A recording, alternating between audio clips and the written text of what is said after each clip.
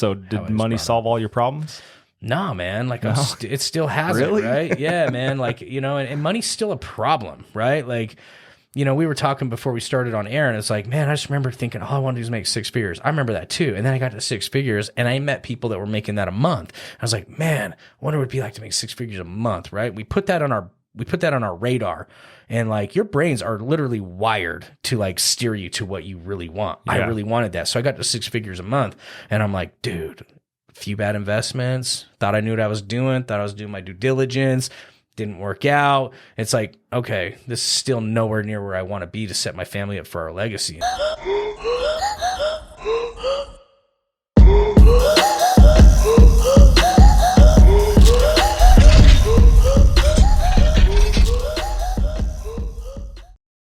Hey guys, this episode is brought to you by Weapon X Holsters, quality handmade Kydex holsters made right here in Southern Utah. You can stop by the store, 1397 West Sunset Boulevard, number 115 in St. George, Utah. Hey guys, welcome back to the Derek Legg Podcast, episode 95 today. We've got another local celebrity in here. This is going to be a cool episode. It's probably one that if you're driving, maybe skip to the next one because you're going to want to sit down, take some notes on this one, I think.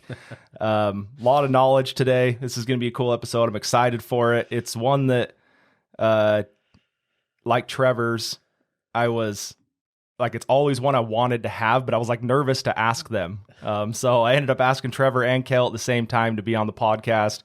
They run the Real Business Owners podcast, and they've done a ton of stuff, already in under 40 years. Yeah. So yeah, man, super glad that you're able to make it, cut out some time for us. This is Kale Goodman. Yeah, dude, thank you for having me, man. I'm glad you reached back out. I have been busier than I've ever been, which was complete opposite of my plan this last year. And anyway, regardless, dude, like you followed back up, and I was glad you did because stuff got buried. So I'm glad to be here. I'm excited. I'm excited too. Like I said, there's not a lot of people I get nervous around. So when I get nervous to ask people to be on, it's kind of funny because usually it just comes up. Like I'll be talking to someone and be like, you ever been on a podcast? And it's like an easy thing to bring up. And you guys, I felt like the little like fanfare thing where I was all, hey guys, so maybe you think about coming on. Dude, hey, you know what? I get it, bro. Like I've done the same thing for years, right? Like we put ourselves in these rooms to be around people with influence, because if we're really going to insulate ourselves and our families and we're going to build massively successful things, like we have to, create our own influence. We have to become an authority in our niches, in our spaces. We have to add a lot of value to the world. And so when you're in these rooms with people that you look at as above you, at the end of the day, no one's above anybody, right? Like I'm not above even the freaking homeless guy out there. Like I just make different choices in my life, want different things. And, but I'm not like I'm a son of God, just like that maybe that homeless man is. I'm not above him, and I should never treat anybody like I'm above them. But at the same time, we do that. Like we as humans, we look at people like, man, they have what I want. They're at a certain level, and that's really what it is. There's levels, but there's not really, no one's really above anybody, but there's levels, right? And so, dude, I've been in rooms with Ed Milet, sitting at dinner with him and Annie Frisella when we were part of their mastermind. And, I intentionally put myself in those rooms, but dude, I totally get what you're saying, where it's like, I'm a little bit afraid to put myself out there to ask you for some time on your podcast or my podcast or whatever it is, right? Yeah. And I still feel that way about certain people. So totally get it, man. But we all put our pants on the same way. So I'm glad we're here. We're doing this, and I'm not at some crazy level above you, dude. You know what I mean? So thanks. I'm trying, dude. I feel like I'm looking up the hill and seeing you guys walking up the same uphill that I'm on. So dude, we are, man. I saw Justin Prince talk over the weekend. Love being in the room with Justin. Yeah. And he kind of referred that. He said, like, progression is an uphill climb, and you don't go uphill on accident. Like you're going uphill on purpose. You're forcing that uphill climbs, and I loved that. Yeah, dude. So he always has a great way to put things into words, right? Yeah. So when we run through this a little bit, I kind of want to talk a little bit about the struggle. I want to talk about what you're doing, what you and Trevor are doing. And I mean, you have your own story too. So let's kind of go through that. Give us a little bit of backstory, and then we'll just dive into who Kale is. Man, I grew up right here in the heights of Santa Clara. So it was kind of cool driving over here. I hardly ever come over here on this side of town, but I grew up over here, man.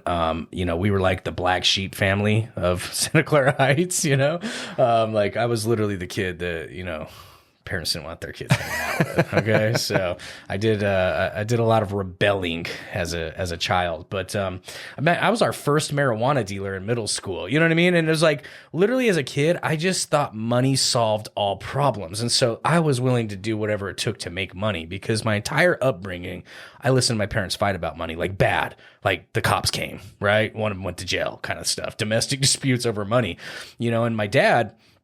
He was a contractor, self-employed. He just decided not to pay his taxes, right? Like, because it's a bird, it's whatever. It's like people don't want to do that. Nobody wants to do that. But he was just irresponsible with his money. And so I didn't know that as a kid. I just always knew that we lived in fear over the IRS taking everything. And one day they did. Like, they didn't take everything, but they leaned my parents' home.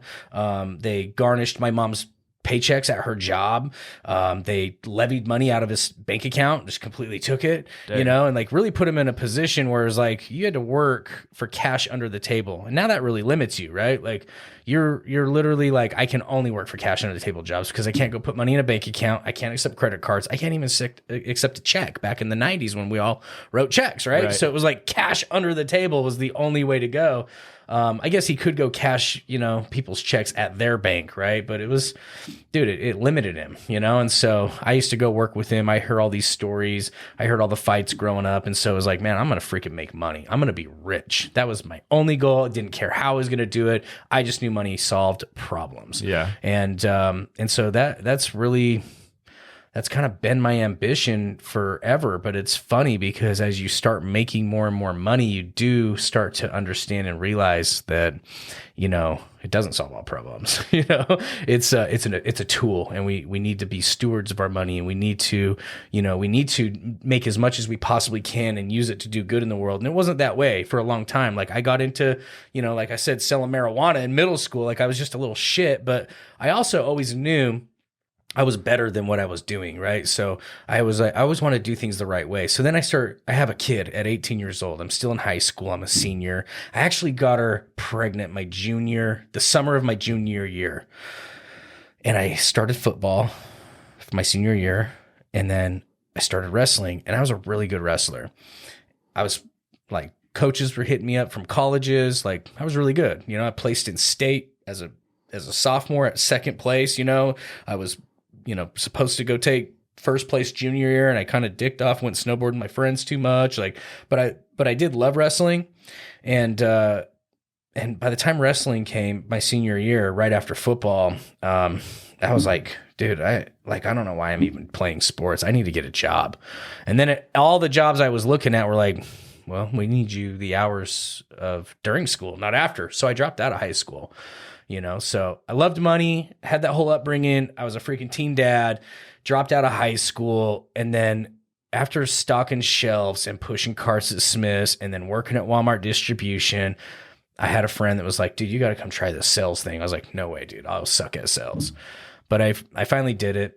And I put it off for a while, but I met this guy that was selling a car that I needed that had AC for, me and my son and my little wife, right? And so, I went to go look at this car, and it ended up being at the sales group my friend worked at, and I got a job there, man, and I was actually pretty good at it. And I thought, okay, this is a way for me to really start making money, and not have to go be a business owner, because I did not want to be a business owner like my dad. Well, yeah, you don't want to get robbed by the IRS. Exactly, right? Yeah. And so I'm like, okay, man, like this is a way I can make my own paycheck. I can determine how much I make. Like, I love this. I went all in on sales for a number of years, and then I got a job working at a tax and accounting firm doing sales, right? So I was like, okay, this is cool, man. Like, I'm learning about taxes and accounting, and I kind of gravitated towards that. And so, dude, after a few years of being the top sales guy at a tax and accounting firm, talking to business owners, understanding the IRS isn't what ruined my parents' lives are, that they were what ruined their lives, right? Like, right. That money really isn't that hard of a deal. Like, like if you can just manage it and understand it and be involved in it, like you can make as much money as you want. You can never have to deal with the IRS. Like, it's great, right? And so, I started a side hustle, and then as that started working, I decided, dude, I really love tax and accounting. So then I opened a tax and accounting company with some partners. And so now I was doing both. Now I had multiple businesses. I had this whole Forex trading business with my partner, Jeremy. He wrote the whole course. And then I had this whole tax and accounting company that I created with some other partners. And so, and I was just like loving life, man. I was just making money. But then then things start catching up, dude. You start realizing that like when you make your life all about money, there's some punishments involved, right? There's some unhappiness involved, and you start really becoming somebody that you're not proud of. And so, I don't know, man, I'm kind of just merging the backstory into now, but over the last 15 years, of the 18 I've been in business, it's like we've gone from just like trying to get rich, cash grabbing, like not necessarily on purpose, but it was all about making the sales and filling up the bank account. And then, like you want this customer to have a great experience, but you didn't really care that much, right? Because it was all about what you're getting, not what you're giving, to where we've had a shift over the years where it's way more about like, what are we giving? What is the experience we're providing? What kind of impact are we making in the world? And so that's what's cool about the alignment with guys that have gone on the journey of growing with me, like my partners, like JD, like Trevor, like Jeremy. It's like we're all good humans, man. Like, yeah, we had rough pasts, we had rough upbringings, we all have our different stories, like you said, but at the end of the day, it's like everyone has like a giver's heart in our culture, in our company. And so but that's just kind of a merge of like backstory to now, right? Like, sure. Like, I mean, obviously we could talk about backstory for days, from being a teen dad and trying to be a sales guy and working construction on the side, all that stuff. But that's kind of a quick progression of like where we're at now versus, So did money solve all your problems? Nah, man. Like it still has really? it, right? Yeah, man. Like, and money's still a problem, right? Like, we were talking before we started on air, and it's like, man, I just remember thinking, all I want to do is make 6 figures. I remember that too. And then I got to 6 figures, and I met people that were making that a month. I was like, man, I wonder what it'd be like to make 6 figures a month, right? We put that on our radar, and like your brains are literally wired to like steer you to what you really want. Yeah. I really wanted that. So I got to 6 figures a month, and I'm like, dude, a few bad investments, thought I knew what I was doing my due diligence, didn't work out. It's like, okay, this is still nowhere near where I want to be to set my family up for our legacy. And so, taking home 6 figures a month is cool, bro. But now it's like, oh my gosh, man, I want to take home millions a month, and not out of greed. It's like, I want to really build a legacy for my family, and I want to be able to make a bigger difference in the world. And so, like money is still a big focus, and I'm definitely not at like some financial freedom point like people think. Yeah. It's like a relationship that you have, right? So the relationship changed with money. Yeah. And so the outlook on it is got to have it, solves everything. Yeah. And then you have some or a lot. Yeah. And you think, man, I still so what I've told people is money doesn't solve your problems, but it does solve small problems faster. Yeah. And so, but there's other big problems that come along with it all. It makes problems bigger faster too. Right. Like, everyone hears that saying like money's a magnifier, and it's true. Like I literally have gone from a mindset of like wanting to go back to just making 6 figures a year. It's like, oh my gosh, less responsibilities. My kids wouldn't be so entitled. I'd just tell them no more because we don't have it. You know what I mean? Instead of being like, because you do that stuff over time. Like, to be really quite honest with you, like my kids have it way better than I had it. And sometimes I'm like, man, I feel like I'm robbing them of the experience of that fighter spirit, right? And so if creating some entitlement in my children, if I'm just like, oh man, I'm just giving everything I didn't have, and we try not to do it, and we say we're not doing it, but then a lot of the time we're freaking doing it. And so I've even had that mindset of like, dude, I want to go back to making just 10 grand a month instead of whatever it is. Some months it's 100 grand a month, some months it's 200 grand a month or 200 grand a month. It's in the 6 figures a month that I'm just taking home every month. And I'm just like, like I got to a point where I wasn't watching it that close. I'm like spoiling my kids too much. And it's like, dude, there's, it magnified that, and it really did create a lot of problems in our home, like having that much complacency, that much comfort. And so, dude, we've reeled that in a lot over this last 6-8 months. Me and my wife have gotten really dialed on like getting on the same page about our finances and not living even close to within our, like beyond our means, right? Right. Like we're trying to really be stewards of our money right now, so that we are setting our family up for that legacy that we both want. Yeah. What is legacy to you? Like, what does that look like for your kids? And yeah, man, I want to teach my kids to, I hate saying this on air, but like one of the families that I look up to is like the Donald Trump family, right? Like to me, it's like, I want to be able to build a lot of amazing assets. I don't care if you like Donald Trump or hate him.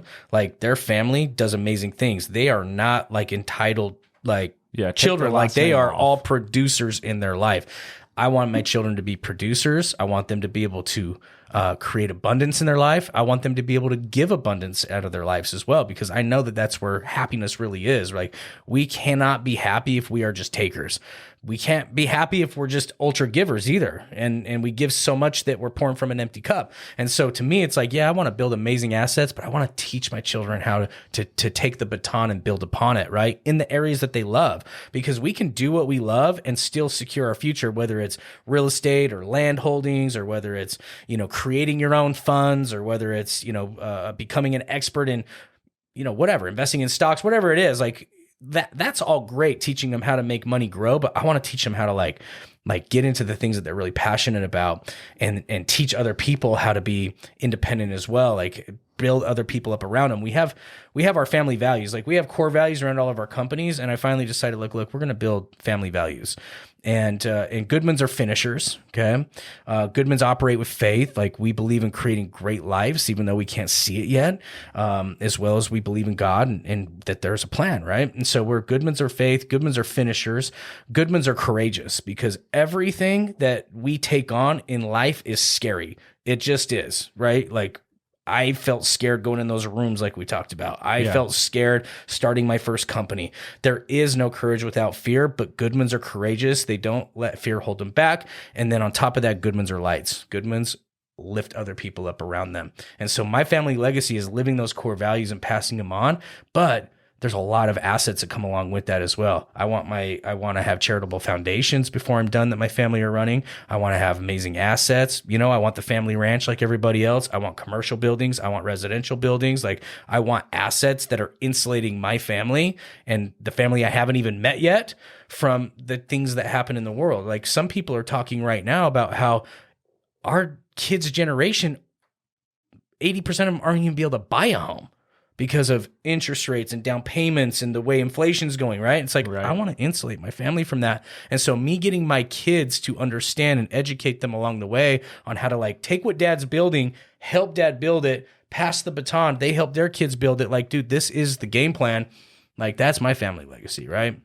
Yeah. And they don't have to do it my way, right? Sure. I just want to make sure that they are involved, that they are insulated, and that they are like using it when it is handed on to them to make the world a better place, right? Within their family first, but then outside their family as well. Yeah, we had, I believe, I need to go back and look. I'm pretty sure it was Brandon Descharme. He talked about, it was a European word for wealth, and what it meant was three generations. It's like, you're not wealthy until there's 3 generations that can carry and build that wealth. Yeah. And that kind of hit me, and I'm like, okay, so it's not just about Amanda and I, working really, really hard for 40 years to set up our one son, so far. And I think like, okay, it's not just that. It's now I got to teach him. I have to show him. Someone was talking the other day, and they were talking about kids catch things. They don't learn things. Yeah. So you can't teach them something, but they'll catch what you're doing. Yeah. Right. Yeah. And so I'm like, okay, so he needs to see all of these things so he can catch it. So like what you're saying, when all that gets when the baton gets passed, now they have the knowledge, the confidence, the courage, and all that to be able to move forward and then turn around and teach their kids. Right. Yep. Yeah. So that was a big thing for me. I was like, oh, I guess I never thought about, like, yeah, generational wealth, cool. But like, what does that mean? Yeah. Yeah, dude. I mean, literally the right people with the wealth, with the abundance, like, they make a bigger impact in the world, right? Yeah. Like, it just is what it is. And so it took me a long time to figure that out, man, because I didn't grow up with a family of values. They're not bad people. My parents are great people, like, they love their children, but at the same time, they just didn't know what they didn't know, man. They had their own upbringings, and I don't know why I'm blessed with like a different logic than what I was raised with, but like, it is super important to me. And I've had some cool influences, especially from starting business. That's a cool thing about business, man, is it's like, it is a personal growth journey. Yeah. The people that you come across, that you look up to, you admire, it's probably people that are doing great things in business, and they are living exceptional lives. And so for whatever reason, man, I just was like, I need to like live based on like morals, ethics, values, integrity. And I didn't have that growing up. Like, dude, my dad's a great guy, but like, and he worked hard and he taught me how to work hard, but he was not a steward of his good money. He was not a great man in his relationship with my mom. My mom was not a great in relationship with him either. Like there was all kinds of things from cheating to lying to deceit to pornography to all the stuff, man. Like, and so like I wasn't raised with family values, faith, finances, family, fitness, none of it. Yeah. Like the reason I had some fitness is because I was into high school wrestling, right? And it was like, and I was into sports, but if I wasn't into sports, I would have had no fitness, right? And I've yo-yoed my whole life through that too. So establishing those values in my family is super important to me, man. Like, and it's kind of like, I don't know, you've heard Justin Prince talk about the one, right? Yeah. Like those type of talks, Ed Mylett talks about it, Tony Robbins talks about it. Like those always speak to me because I'm like, dude, I really am like for whatever reason, I've been given that opportunity. And it comes with a lot of pressure. Yeah. And it comes with a lot of responsibility. But at the same time, it's such a huge gift. Like those people can change their whole family dynamic, and that whole family dynamic can make a lot of impact in the world. And that's what the world needs more of, right? So I don't know, man. That's like when we start talking about legacy, that's where my brain goes. So I had this talk with a buddy the other day. So like you were kind of alluding to, the day my son was born, financially, he was at a 10 times level than I ever was. Right. Yeah. And so it's like, how do I put those trials, whatever that word is, in his life that he's going to have to grow from and learn from?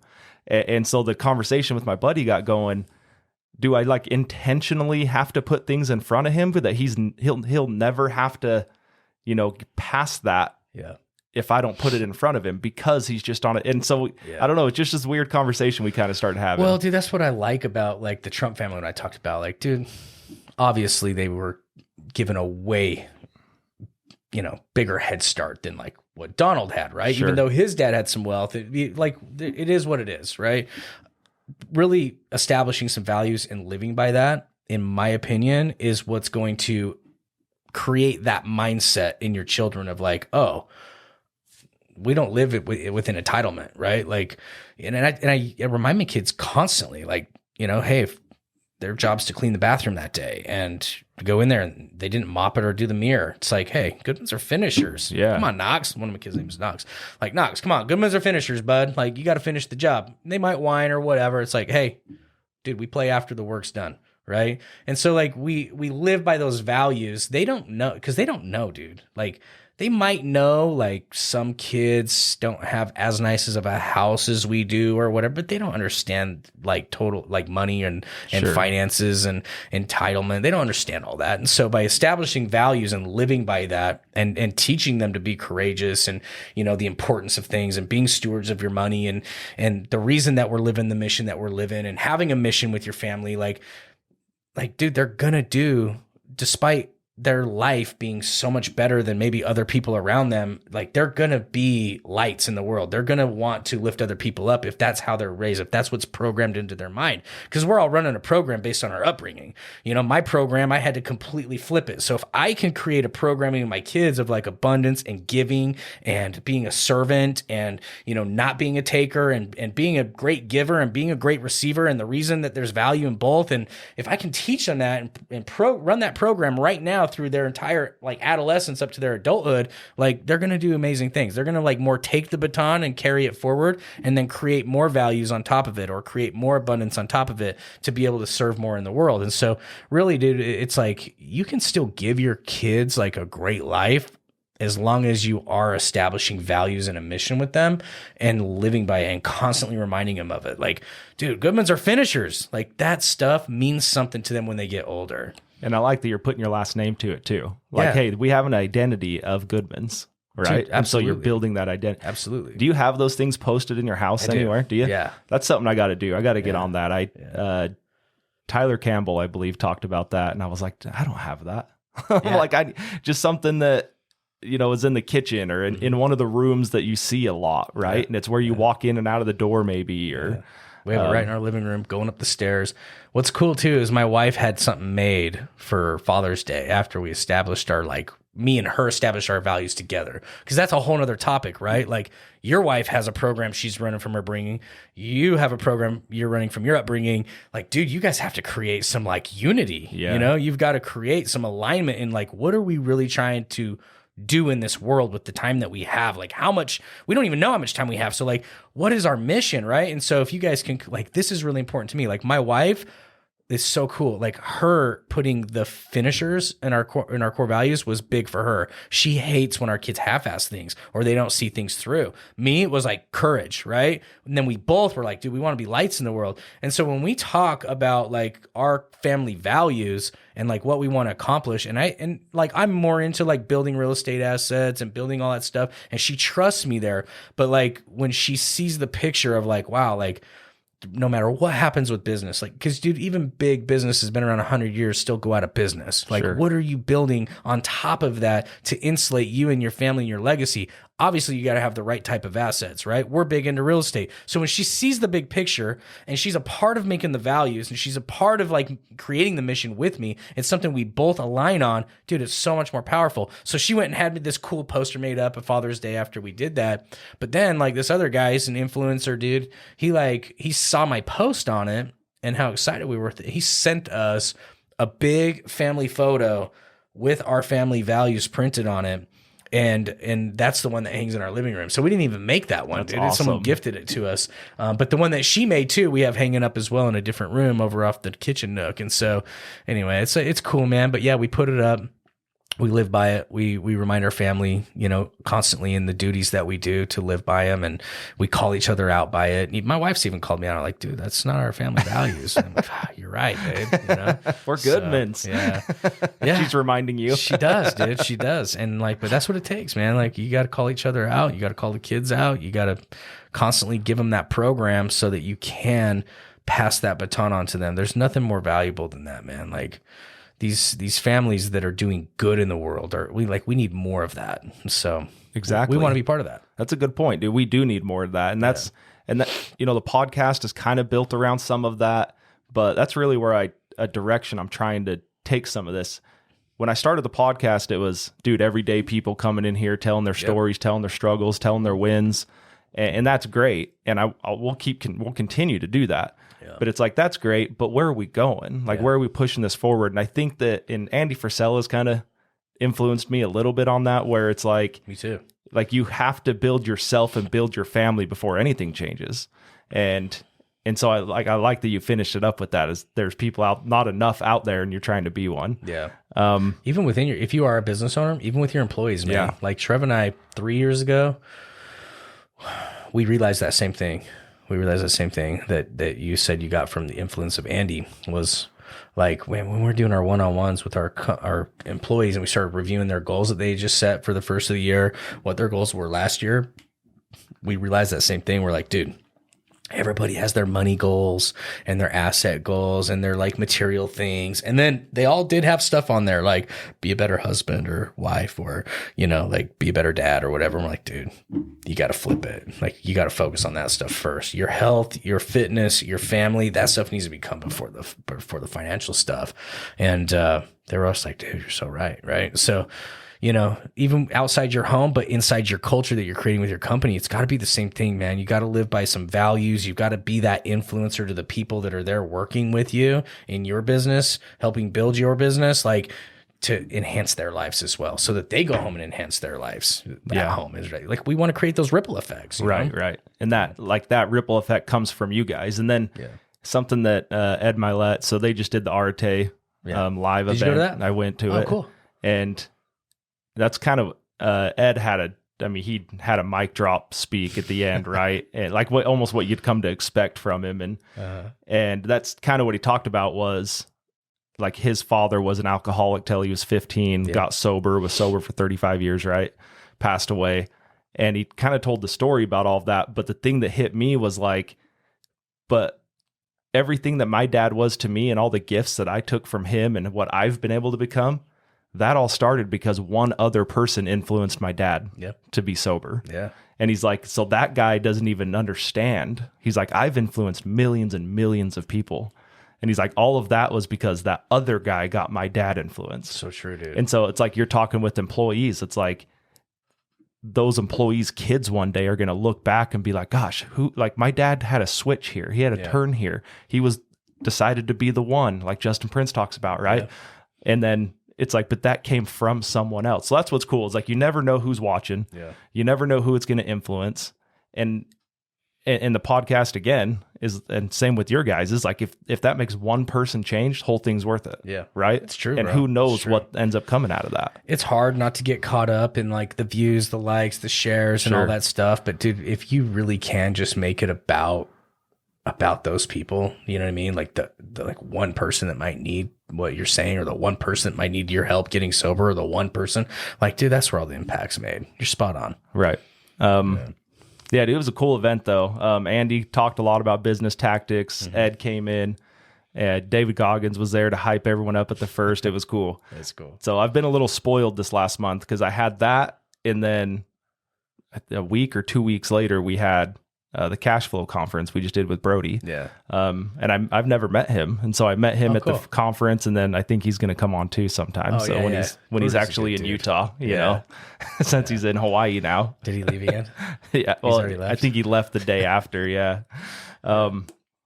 Yeah. So a couple other things I kind of want to come across. Cool. Is do you have any? So there are people on here that listen that are in the sales game. Mm-hmm. Any tips, tricks, maybe some things that you learned going through it? Anything you kind of want to throw out there? I'm kind of putting you on the spot here. I didn't prep you for this. Yeah, of course. Look, man, I've sold a lot of people over the years. Okay. And I don't even think I'm like some like top tier silver tongue, you know what I mean? Like sales expert. I really don't. I have created so much by just two things: believing in people. Okay. So like most of my sales come from like me creating like opportunity. Like I'm a connector. Like I connect people, they connect people. People like love me for those connections I made. They send me business. Then I feed it to my sales guys. So like I can sit here and talk about things I used to say or do on the phone when I was just a sales guy, or I can talk about like how I've really created an amazing culture of sales. And there's two things. One, create value and an experience that like will keep your people, one, happy, your customers, and want to refer people. Because like that's where all of our best customers come from, is from our other customers. Yeah. Our salespeople, take Kaysen, he's our top sales guy. He's like, dude, I don't know what it is, man. Like you saw something in me, you believed in me, you gave me this shot. And like that's really what I do. Like Trevor was my employee for a while. I wanted to partner with him because I saw something in him.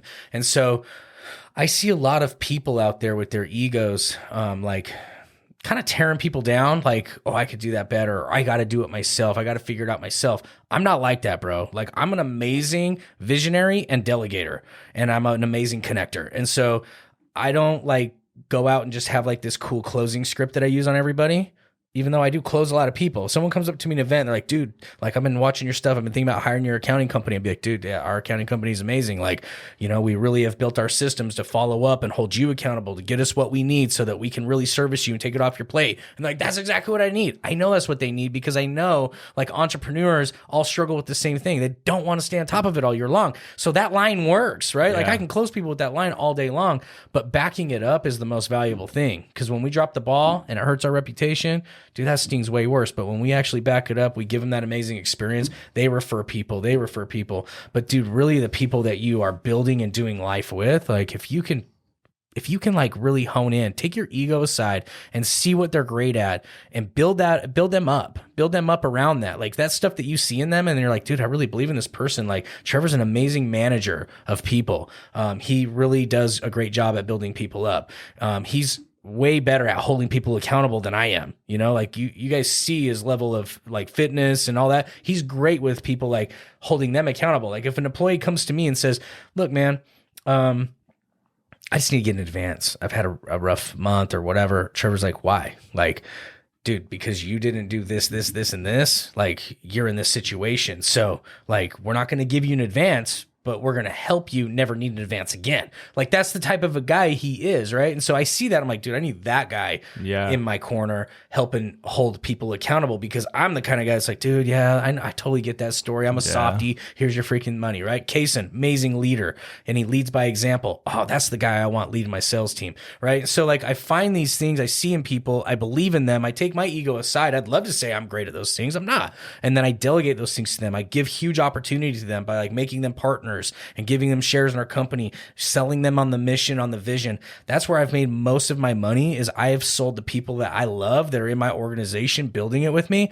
on the vision. Like, dude, we're going to actually make a difference in people's home by giving them their time back with their like accounting. Like, do you think business owners want to come home and do their books or have their spouse do it? Nobody wants to do that. They'd rather be at their kids' ball games. We can make a difference in their lives by like giving them time back. And then we can make a huge difference in all of our employees' lives. And like, look, we can change the game of accounting, because all accounting firms, they do it wrong. They do it different. Like, we need to communicate all year long. Biggest complaint we see is like people are waiting on their accountants to call them back all year long. That's like horrible communication. Like, let's change that. And like, so they're all bought in on that vision. And like, now they're selling it. Now when we're bringing guys in like Mike and Devin and all these higher level dudes, and Brian, our new like tax director, like, they're selling it. And so like, I've sold the dream. I've sold the vision by believing in the people and putting them in the right place and giving them huge opportunity and just being a great connector that way and a great delegator and visionary. And now they're selling the vision to the people in our organization. And so it depends on what you're building. If you're just a sales guy, like you're hustling on someone else's time right now, like do your absolute best. Like go all in on like, on getting all the nuggets you can and being the best that you can so that you can be great when you are building your own thing. But if you're like already an organization, like, dude, you need to really take your ego aside and realize you're not great at everything and start spotting the things that you see in your team and what they're great at. And like, I'm not saying you got to make them a partner like I did or do anything like that, but like give them huge opportunity. Like we're building compensation plans now where it's like, even Kaysen, who's not an owner, if we do exit this company one day for $500 million, which is the goal, like, dude, he's going to share in that exit, like life-changing money. Yeah. You know, there's no greed there. It's like, yeah, I want to build my legacy. I've got my goals too. But like to take a guy like that and be able to change his life and see him walk away with this amazing opportunity and millions of dollars in his hand, like, dude, that's freaking so rewarding to me. And so I think the greatest sell is selling your vision to the right people, man, giving them the opportunity to freaking get rich together. I love that, dude. So it's kind of funny because you took us through, like, and I'm sitting there visualizing this the whole time. It's like you had to be the sales guy on the phone to get to the point of where you're at now and to see the value in that. Yeah. So it's like I was the sales guy just stacking cash, getting dollars, seeing how much I could make a month. And now full circle, you're like, how do I get other people to do that? But you're shifted off of that. Here's the vision. How do we get everyone to buy in on the vision, right? Yeah. And it's a great vision, bro. People want to be a part of it. You know what I mean? Like, that's the thing. Like, don't just create some low level vision. Like, create a vision that makes a change in your industry, in the people's lives, your employees' lives, your customers' lives. Like, create that vision, sell that. Don't let anybody like sell you on like doing it smaller either. Like that one big vision that you have, like it's freaking possible and you can do it with people. You can't do it alone. So you got to sell that vision, man. And people want to be a part of it when they see like, dude, I could be a part of that. Well, I'm about ready to quit, dude, and come sell with you guys. We're getting ready to hire more guys, dude. Our sales guys make good money too. They make like $250,000 a year. Some of them even a little bit more. Some of them a little less, just depending on their level of skill. Sure. But dude, I would also say, you know, and I don't know how low we are on time, but since we're talking about sales and entrepreneurship, we're good on time. Like you go into these conferences like Arte, like I totally know where you're at, bro. And there's a lot of people that won't put themselves out there because they're like, oh, it's probably just some scam. They're trying to sell me on some coaching. They're gonna, you know what I mean? But people resist going and having change, and it's usually some internal thing that's like wanting to keep them stuck. And so you having the courage to like put yourself in those rooms, but then also the courage to actually buy in. You're like, dude, I'm spoiled. I got to go to Arte for a few days, and then I got to come home and go to the real estate conference, and like you're just grabbing all that information. But dude, the most valuable thing that you're doing is you're like buying into it. Yeah. You know, you're not allowing yourself to not buy into it because of like what other people think, or because like, you know, your grandpa told you that's probably a scam. Just keep saving your money. Like, don't give them your money. You know, when you actually buy in at the level of like, you're willing to like invest and pay to be in those rooms and then get the coaching and then do the work, like, that's what's changed the game for us. You know, we could have been a cash grab company and keep starting over forever, you know, and just making a couple $1,000,000 a year, or we could actually like buy in and take our mentors' advice and the communities that we decided to be a part of and sell and create a bigger vision and sell everybody on it. And it's all because we bought in. Like we bought in, we didn't hold ourselves back from buying in because of all of those fears of judgment. Yeah. So, well, and the Arte thing for me, like I'm not a traveler. Yeah. I've worked my entire life. Like since I can remember, I was pushing lawnmowers, mowing lawns at 8 years old.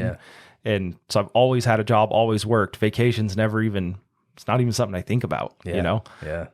Hopefully I'll get there one day, but that's just not the season I'm in right now. I don't feel like. And so going to St. Louis to go to Arte, I flew out there alone. I went solo. It was weird for me because I'm not that guy. Like if I am going to go to some group thing, I'll go with a buddy. Right. And so like I went out there and it's kind of funny. So I think I put out a lot of confidence in different situations. Mm-hmm. And so I'm sitting there, they did a Top Golf thing the night before. So I'm sitting at Top Golf. I'm like in the corner talking to nobody. And that's like my natural state. That's who I am, that I'm trying to shift that. That's why I went. Right. Yeah. And I'm looking around, there's a couple empty seats and I'm like, okay, maybe I'll go sit over there. And I start texting my wife but I'll back up. So before I left, she ran me to the airport and I was like, you know, I'm kind of excited because I can be anyone I want to be. Like no one there knows me. Yeah. And so no one's even met me, nothing. Yeah. And there's only a couple people from Utah that are in it. So in there, I think there was you guys and then Northern Utah, a couple people in Northern Utah. So I'm like, I can be anyone I want. And then I get there, dude, and I start caving. And I'm like looking around. I'm like, I'm not this guy, you know? And I text my wife. I'm like, I shouldn't be here. Like I shouldn't be here alone. Like, and she's like, remember, you can be anybody you want. Nobody knows you. And she kind of kept reassuring me. And then I said, I feel like I'm like the ugly kid at this middle school dance sitting in the corner with no one talking to him. Yeah. And I was like, the hotel's next door. I think I'm just going to bounce. I don't think I'm going to do this. Dude, and I get that. I ended up going, and so I kind of was like, well, I'll walk down this, see. And I found a group, couple of guys and a girl, and there's a couple open seats. And I just kind of, and they're all talking in the middle of a conversation. So I kind of like just kind of went and stood by them. I'm like looking around, you know, and I said, hey, is this seat taken? I don't really know how this thing works. Like, are you guys a group? Am I supposed to find a group? And they're like, oh no, sit right there. You're good to go. Yeah. And so I sat there and then they made the whole thing. So I ended up making those buddies, went to lunch with them, went to dinner with them after the event. And I just thought like, man, I'm glad because I had a choice, man. I was next to the door. I could have just about faced and went back to the hotel, watched a basketball game, went to bed, never thought anything of it, you know?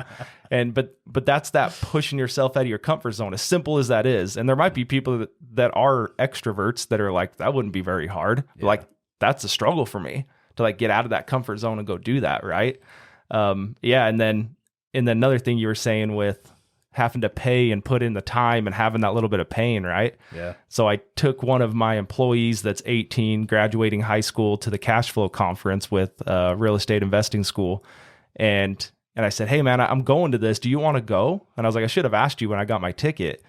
And he's like, yeah, I'll go with you. And so I ended up paying for it. Yeah. And the whole time I'm like, I should have made him pay for it because like you just get more out of it if you have that little bit of pain, right? Yeah. But if you open his mind a little bit, he'll pay for the next one. Well, so what's funny is he ended up Venmoing me. Oh, cool. Like when we got there. Yeah. And I was like, no, dude, I got this one. So I Venmoed him back. Yeah. And then I told him, I said, dude, I normally don't do stuff like this.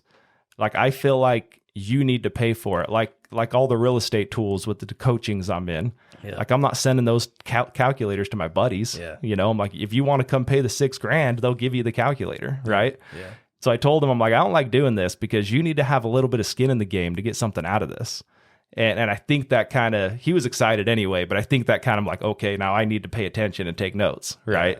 Yeah, absolutely. And just as like an introduction, and I don't really think he's done anything like that. So, but that's, dude, you're doing it, man. Like you're seeing something in someone on your team, you're freaking believing in them enough to take them on this journey. Like, dude, you have no idea how big of an impact that's going to make for a lot of people in his world, right? I hope so. No, it will, dude. Yeah. I'm telling you that there's just something that when you expose people to it, it works, right? And those people will create lifelong loyalty to you as well. Even if they were like, hey, I need to go start my own thing. they're still going to want to work with you in some like capacity. Like Yeah. you can't tell how many people have left our team, but like they send us business now. You know what I mean? It's like, Right. like that's what you want to create. You want people to outgrow you or this situation that you provided or go chase their own thing. Like, dude, there's no reason to try and put the golden handcuffs on people and all that. But like, dude, believe in them enough to take them on that journey, like that will make a huge impact. We got about 10 minutes. We want to talk 2 more things. Yeah, let's do it. You're a vision guy. I struggle with that. Okay. How do you know, or how do you feel like, and maybe it just keeps on changing, I don't know. Yeah. I thought I was setting big goals 10 years ago for my life, and I've already hit them all. And so like when I talk to younger kids, like I've talked in high schools a few times, I've told them like, you guys, you got to understand, you got to set big goals. I'm not talking 6 figures. I'm not talking $500,000. You need to set big goals, because I set very little goals that I thought were big. Yeah. And that's, I don't follow a ton of Grant Cardone stuff. But his 10X sets with me, because I'm like, okay, if I want to make 100,000, I need to be, you know, I need to 10X everything. And then that kind of really puts you where you need to dream big. So what are your thoughts on that? And how do you regulate that with yourself being the visionary? So, well, first of all, like those goals that you did set, you might feel like they're conservative now, but they were probably pretty big to you at the time. Right. However, you might have had that mindset of like, well, like I want to be realistic, you know, and that's okay, man. Like, again, we're like running a program that we all got delivered to us as children. And, you know, we get told a lot of that stuff. Changing your environment. See, like my goals were pretty big, even when I started. But then I got in these other rooms, man, these other environments, you know, like the Arte you went to. We did that for 3 years at the high level, right? Like we get into Apex, we get into Avengers. We're like, dude, those goals are so small compared to what other people are already doing. And so when you're just in that environment, all of a sudden those huge, scary goals that you set, like start feeling like not that big anymore. Right. And evolution does take its place, right? Like as you start hitting those goals and you realize, oh my gosh, like I'm only 40 and I've already done all this. Like, dude, what can I do in the next 20 years? Right. And so like really just getting the environment, you know, getting in the right environment, you're going to realize like doing what you just did, going to Arte, putting yourself out there, not caving, not going back to the room. Like you're going to be making friendships in that community that are already doing everything way bigger than you, which gives you permission to actually go and execute even more. So our environment is super important, and allowing those things to evolve are super important. But I read this book called Psycho-Cybernetics, and it's like our brains are like wired to steer to a target that we truly like believe in. And so when we set a goal, like our brain is already trying to steer us there.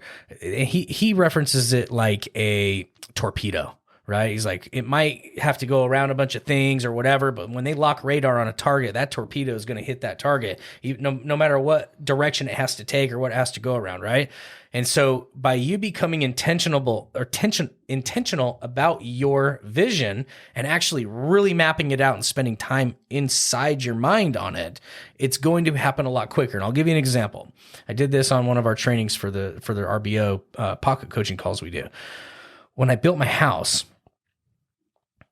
I went and I bought the lot from my wife's grandpa. I drove to that lot every day for 3 years, just like picturing our freaking house before we started building it. Okay. And then when it was like finally time to actually like, oh, let's do it. Okay. Like we're in the spot. We're going to do it. We're going to build our dream home. Dude, we spent thousands of dollars building this blueprint. And then, man, I was just looking at it and looking at the lot. Something wasn't right. I'm like, man, it's not the view I wanted, because we have a sunset view. It's a beautiful lot. It's, you know, I'm like, it's kind of a walkout basement lot. That wasn't what we wanted. We wanted a level lot, because we wanted to walk out to our pool. This whole plan that we had built wasn't right.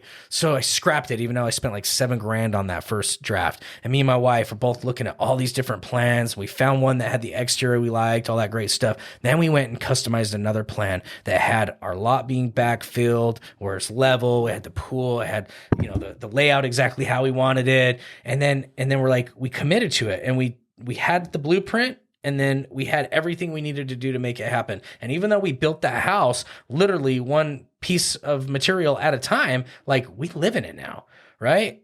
But we got super intentional about it. We literally created a blueprint for it. That's what we do when we build a home.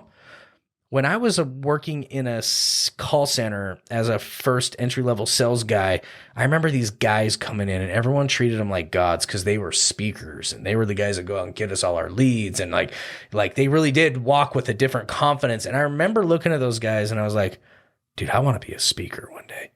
Right. But I wasn't intentional about it. But here I am 20 years later speaking on stages. Right. And then I'm starting to realize like, dude, like I actually want to be great at it. Right. But I never got intentional about it. So like I can get a vision, like a beautiful dream home and make it a reality within a few years with the right blueprint and the right vision. And like, but then all these other things we really want that we don't like sit down and actually build the blueprint for, your brain's still trying to steer you to that. Like it really meant something to me looking at those speakers and saying, I want to do that. Right. But I didn't actually become intentional and build a blueprint around it. So it took 15 years before I started getting opportunities to talk on people's podcasts and people's stages. And you know what I mean? And it's like, even now it's like, I'm just getting intentional about my talks and like really getting them dialed and practicing because I'm like, dude, I want to be great at it. I don't want to just go do it because, you know, like I got the opportunity to. There's value in that. It takes a lot of courage to do that. It's leveling you up. But dude, like building the blueprint about it, like being a top speaker in the nation and with the steps I'm going to take to get there. And just like a blueprint of a home, that's going to allow my brain to steer like a torpedo to the target 10 times faster than if I just think it and really want it. Right. And so being a visionary really requires you mapping it out. And that's what I've done with my team, dude. It's like, I literally get on the whiteboard. I'm like, dude, if we have this many customers and we have this many accountants, dude, guys, that's $500,000 a month.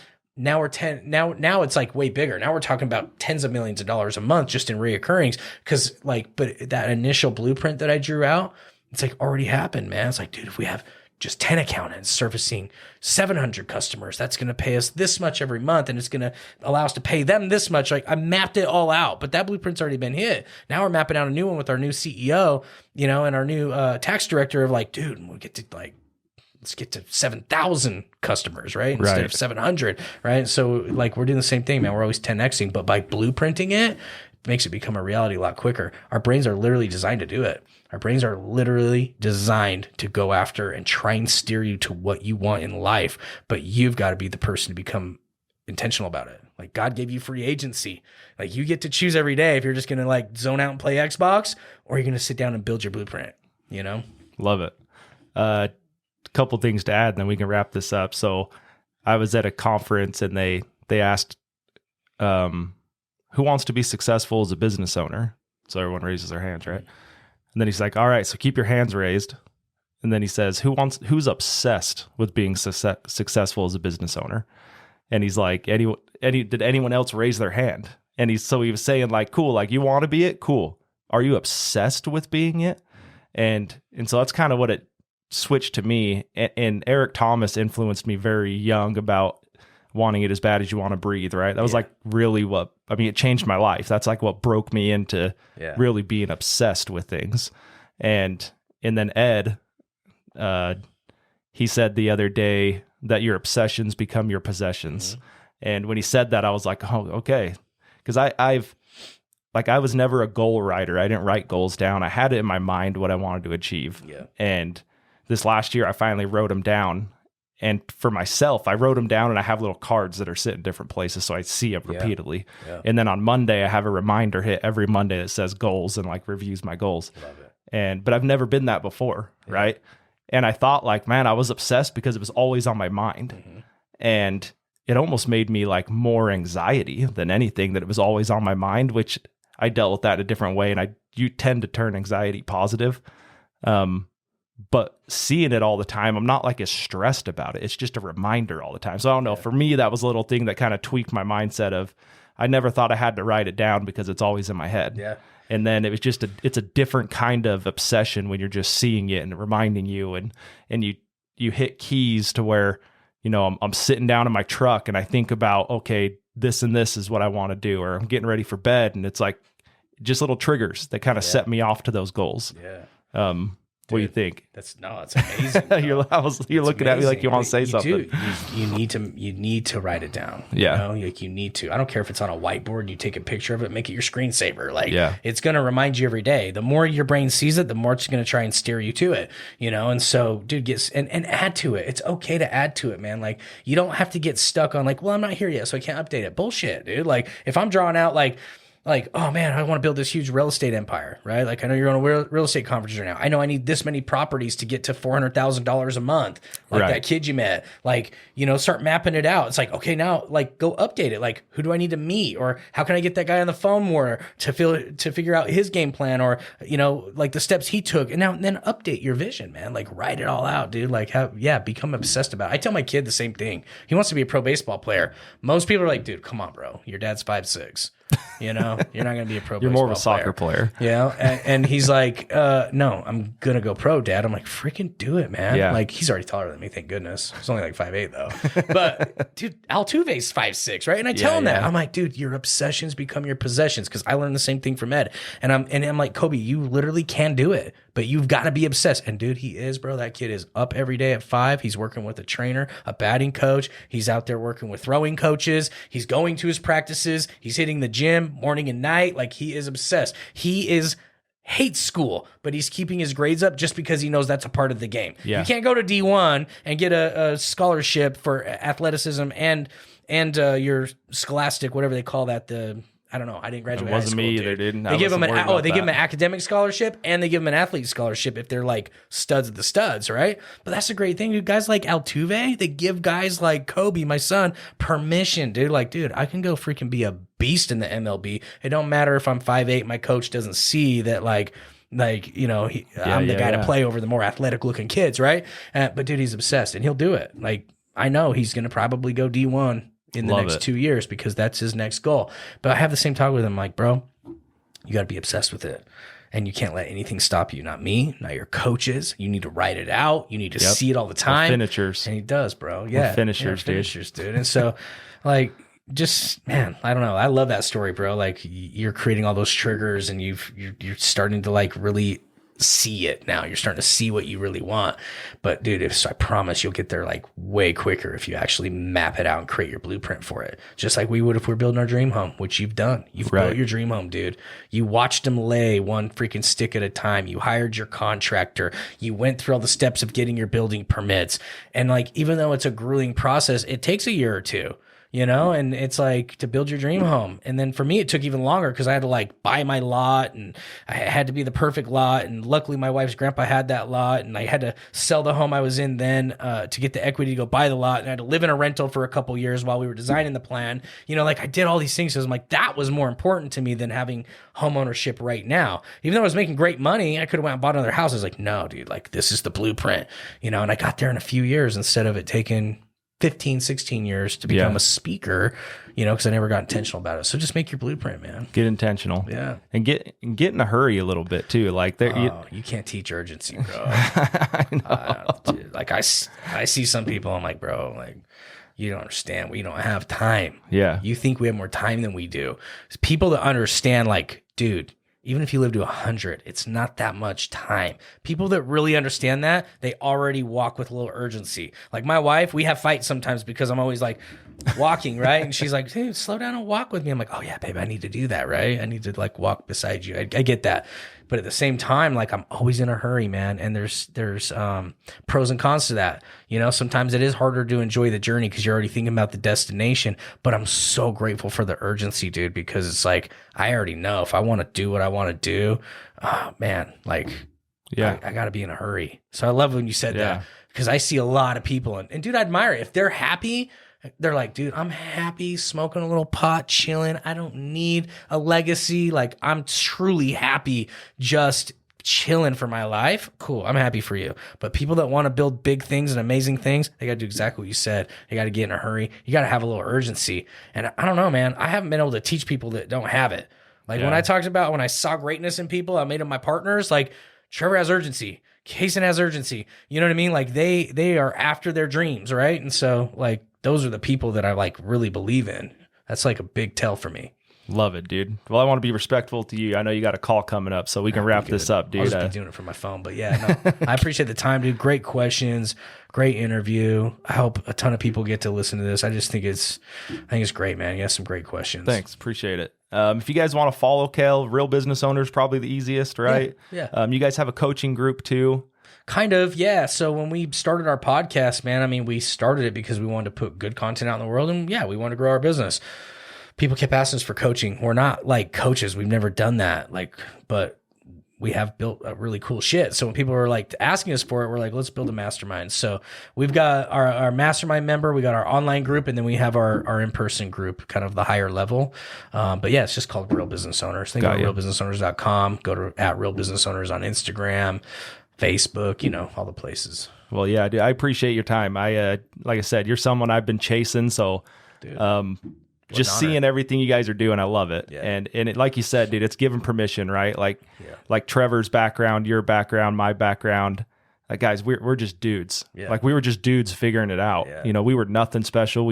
No silver spoons here, right? Just putting ourselves out there, man. Exactly. Yeah. And so, I mean, if you feel like you don't have the pedestal to launch from, like, you don't need it. Yeah. I mean, you guys are right here in front of me. Dude, if you're the people that are like, well, it's different for you because you're already at this certain, like, dude, you're just being a victim. Like, right. Just start putting yourself out there. I don't care Blueprints. how old you are. It's time. Like, it's time for you to start taking the action. Put yourself out there. Like, screw all the freaking head games, man. You don't need it. They're always going to be there, but you just got to do shit anyway. Yeah, exactly. I honestly can tell people, like, when they ask me, like, well, really, what is the number one thing that's created the success you have so far?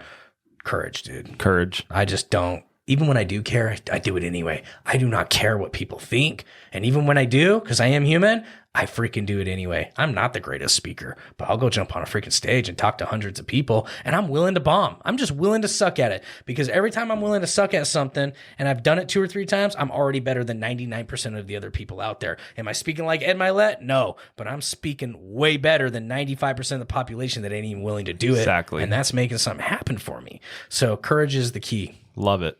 All right, man. Cool. Episode 95. Thanks, guys, for still with us. Please like, share, comment. This is a great one for me. I kind of had chills the whole time talking, so it was a big deal for me to have you on. So, dude, again, I appreciate it. What an honor to hear that. Thank you. All right. Good. All right, guys, you're still with us. Catch us next week at In the Vault, Derek Legg podcast. We'll see you later. Love it, bro. That's good great. job, dude.